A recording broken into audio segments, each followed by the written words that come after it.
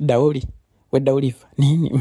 Umenielewa sasa ambapo nilikuambia Debo ana nyota kali. Umeona kwenye mahafali yake palivyochangamka.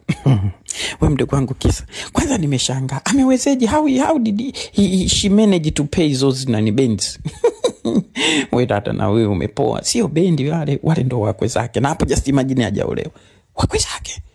Wakwe ndo walivaa vile sasa jamani, mshono gani ule? Linaitwa tawi la Kayemba. Ndo ile chini inakuwa kama ina mabawa na juu imesimamisha kama mikia hivi. Ndo hiyo. Sasa yani unavyosema wakwe zake kwani ameolewa? Hajaolewa. Lakini tayari yule mwanaume wake unasikiaga anamtajaga Yusu, alishamtambulisha. Kwa hiyo hapo ni wazazi wamekuja kumsupport.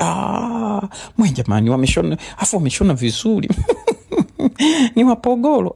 Wote wawili wale. Sasa mbona umesema wako? Ina maana wale wa mama wote.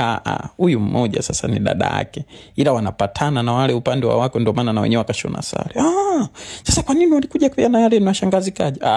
Mule wamebeba zawadi dada. Ulitaka zishikwe mkononi. Mimi nimependa vinywele vyao vimekaa vimejichanua. Mshono unaitwa ndarandara. Walichangamka ujue pale noga. Hadi muda wa zawadi walikuwa wanacheza tu. Hawana mishe nyingine.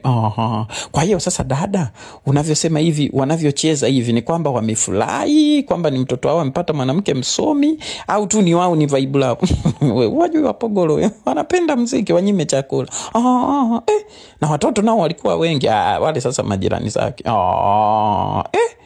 Hivi alisoma kombi gani? Sijui bwana, ila alisema ni zile ambazo wakimaliza wanapata kazi hospitalini. Okay. Mungu amtetee. Amtetee ameshampa watu na wewe anamtetea tena kwenye nini?